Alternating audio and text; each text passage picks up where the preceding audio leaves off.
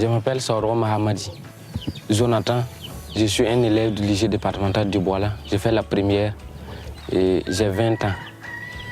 Je suis dans la commune de Boila, plus particulièrement dans un village qui s'appelle Yakaptenga. Je vis avec mes parents là-bas. Le matin, et comme le village est un peu éloigné du lycée, je me lève à 5h30. Je lave mon visage et je prends le seau où je verse de l'eau, je m'en vais me doucher.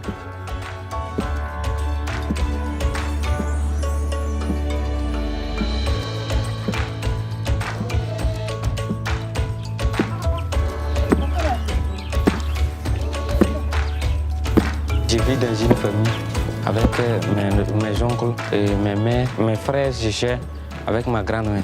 Celle-là, c'est la mère de la famille, c'est-à-dire c'est la femme du responsable de la famille. Celle-là, c'est la femme qui s'occupe de moi. Celui-là, c'est mon oncle qui n'est pas là, mais qui vient de temps en temps nous rendre visite. C'est ma grand-mère qui est ici devant vous. Celui-là, c'est le responsable de la famille, c'est le chef de la famille. Et ceux-là, ce sont mes frères. J'ai d'autres frères qui ne sont pas là. D'autres sont à l'école, d'autres sont ailleurs pour le travail. Après maintenant, je prépare mon sac.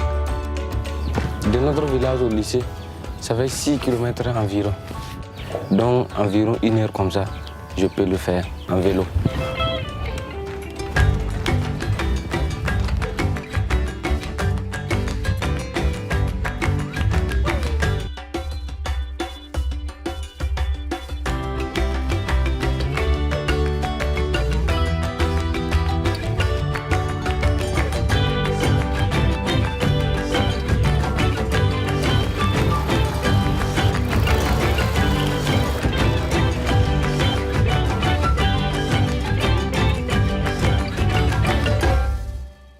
Oui, ça fait 1 heure de temps que j'ai mis pour arriver au lycée.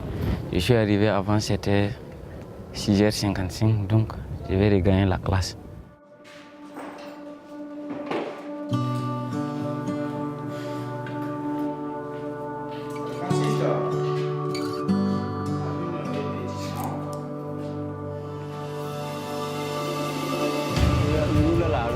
Je m'appelle Larba Sawadogo.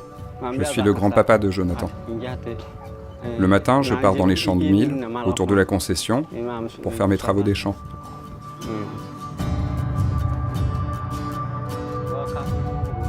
Moi, j'utilise ce que la nature me donne. Vous savez, ici, on n'a pas grand-chose, alors je ramasse les tiges de mil les plus solides pour les assembler et en faire une couchette. Puis je vends mon travail.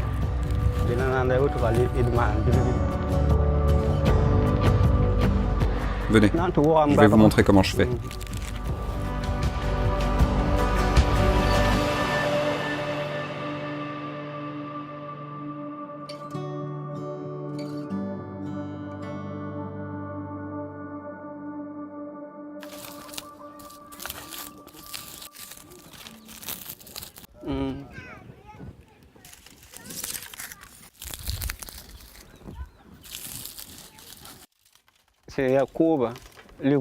Après la saison des pluies, de juin à octobre, je fais des petits travaux pour pouvoir nourrir la famille.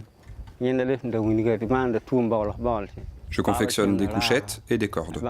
Mais avant tout, je suis cultivateur et éleveur, ici, dans le village de Yaptenga.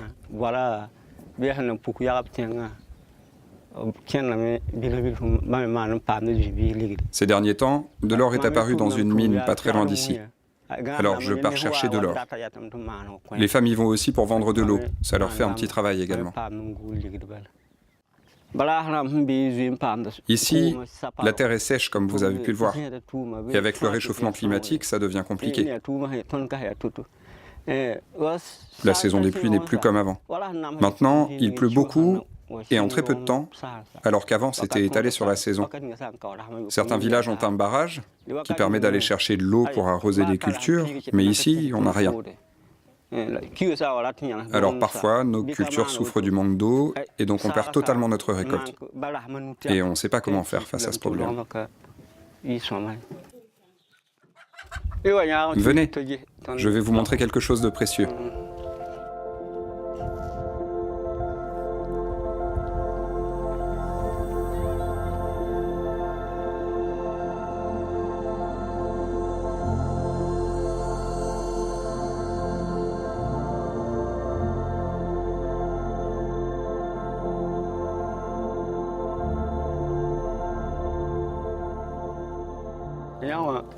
Voici le trésor de ma famille.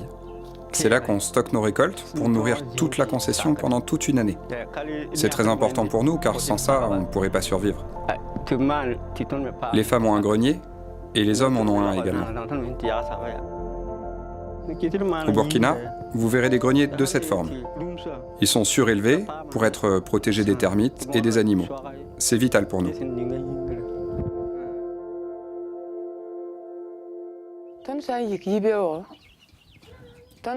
Quand je me lève le matin, je prépare en premier les enfants pour qu'ils puissent aller à l'école. Puis on s'organise entre femmes pour préparer le repas du soir. Ensuite, je prépare mes barriques d'eau que je pose sur le vélo et je vais les vendre au site d'or à 10 km de la maison. Je vends 100 francs le bidon et 1000 francs la barrique. Bien sûr que l'argent est très important pour moi. Rien qu'avec la vente des bidons d'eau, j'arrive à assurer les frais de scolarité des 6 enfants. Sans cet argent, ils ne pourraient pas aller à l'école et être instruits. Vous savez, aujourd'hui, durant la saison agricole, on récolte moins de céréales qu'auparavant. Donc, on ne peut plus vendre notre récolte et en tirer un bénéfice comme on le faisait avant. On garde notre récolte pour nous nourrir. Heureusement que le site d'or est là. On est consciente que la planète change. On voit bien qu'il pleut moins, qu'il fait plus chaud et qu'il y a de plus en plus de sacs plastiques dans nos champs. Tout ça fait que nos récoltes sont moins bonnes. Mais que voulez-vous? On n'a pas vraiment de solution. On peine pour survivre. Mais vous savez, nous, les femmes, on se réunit et on nettoie le village. Oui, oui. Alors, on y va?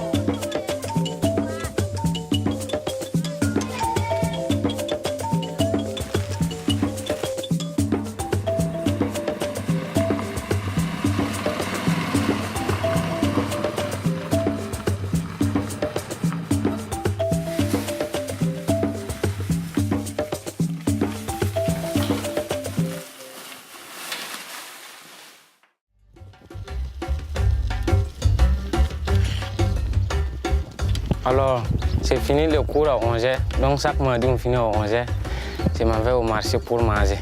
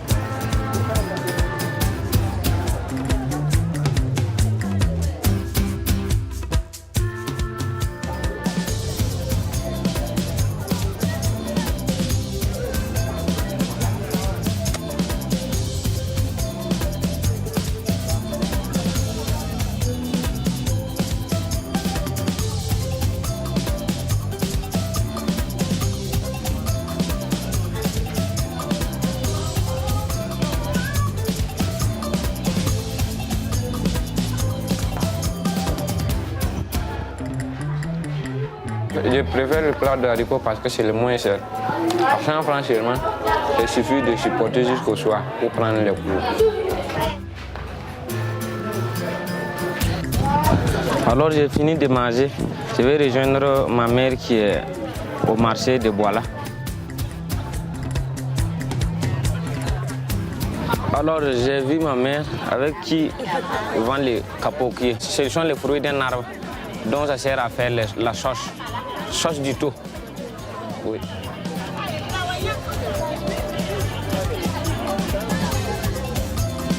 Je viens de quitter au marché, je suis de retour au lycée.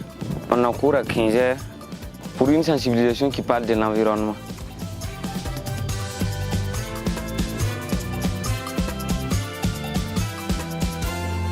Et comment être un éco-citoyen? Le terme éco-citoyenneté regroupe toutes les pratiques qui permettent de faire passer le message à travers une manière de vivre et intègre également tous les qualificatifs qui permettent à une personne à être respectueuse envers l'environnement et le préserver. J'ai bu mon sachet d'eau, je prends mon sachet, je cherche une poubelle, je jette. Voilà quelqu'un qui respecte l'environnement. J'ai utilisé mon mouchoir, je ne vais pas le jeter un peu partout, je pars, je jette dans une poubelle. Voilà quelqu'un qui respecte l'environnement. J'ai pris un arbre, je suis allé planter, voilà quelqu'un qui respecte les règles de l'environnement. Alors c'est un mardi soir à 17h, je viens de finir le cours d'histoire géographie et puis que je vais à la maison, que je vais mettre 1 heure de temps pour faire à vélo.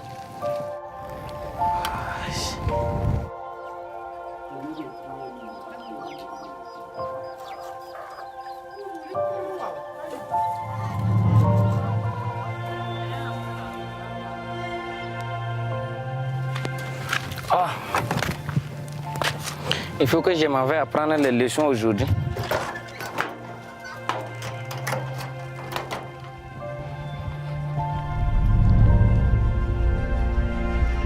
J'aimerais les fruits, mais est-ce que ces fruits-là sont bons? Non. Ce ne sont pas des fruits mis d'abord. Non. Donc je te laisse. Chaque chose à son temps.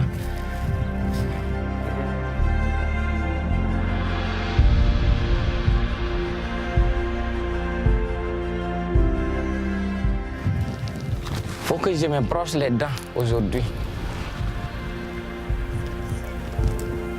Tu n'as pas la brosse moderne, quand même, le traditionnel est là.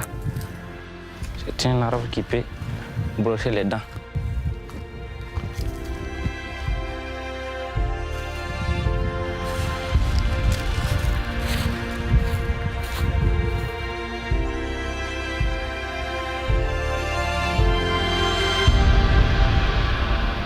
J'aime venir dans cet endroit parce que c'est un lieu reculé.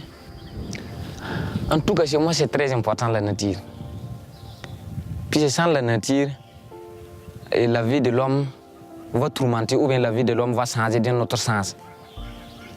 Puis pour la santé, c'est dans la nature qu'on prélève la santé. Pour manger, ici, c'est dans la nature. Et pour tout, chez les animaux et chez les hommes, ici, c'est dans la nature que tout ça se passe. Donc, selon moi, c'est très important. Souvent, on recueille certains fruits pour manger. Souvent aussi, ce sont les feuilles qu'on mange. Souvent, ce sont les racines de certains arbres. Donc, je peux dire que la nature est très indispensable. Vous voyez, l'arbre où je suis, et puis l'arbre que j'aime, que je viens chaque fois là-dessus, et puis que j'apprends les leçons, c'est parce qu'il y a l'eau qui est là. S'il n'y avait pas l'eau, elle aurait péri des fruits, elle aurait perdu les feuilles et les fruits également.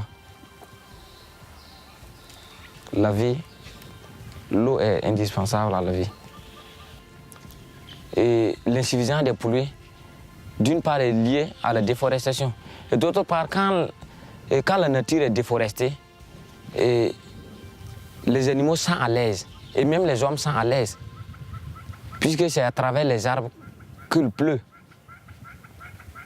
Donc, selon moi, la déforestation, c'est une chose qui n'est pas tout à fait normale. Et les déchets plastiques, et en Afrique ici, et particulièrement au Burkina Faso, les gens vivent dans l'ignorance. Ce ne sont pas des choses qu'on devrait jeter dans la nature comme ça.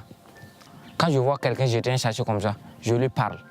Désormais, tu aurais dû le faire comme ça, le garder, aller mettre dans un autre coin. Heureusement, dans notre commune, il y a une association qu'on appelle Kalitom. Et le Kalitom est venu nous construire des poubelles. Donc ces poubelles contribuent pour la mise et pour la garde des sachets plastiques.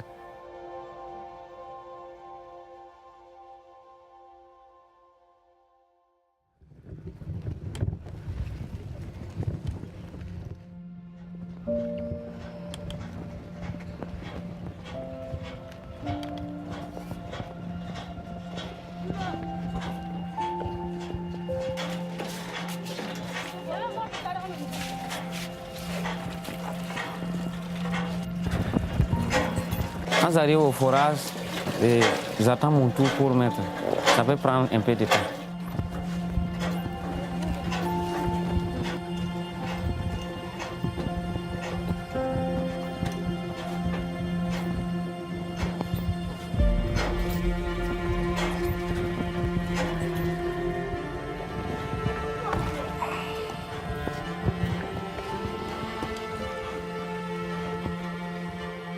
J'ai rempli 20 litres d'eau, donc je rentre à la maison.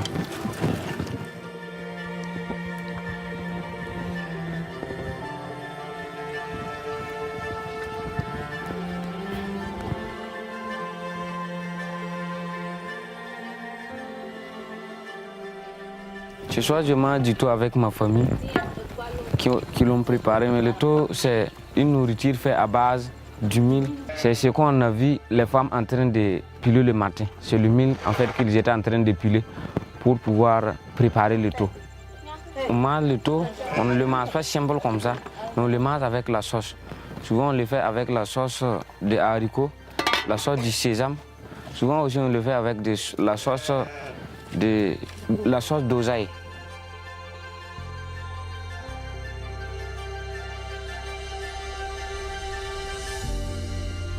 Je vais traiter mes ici de maison.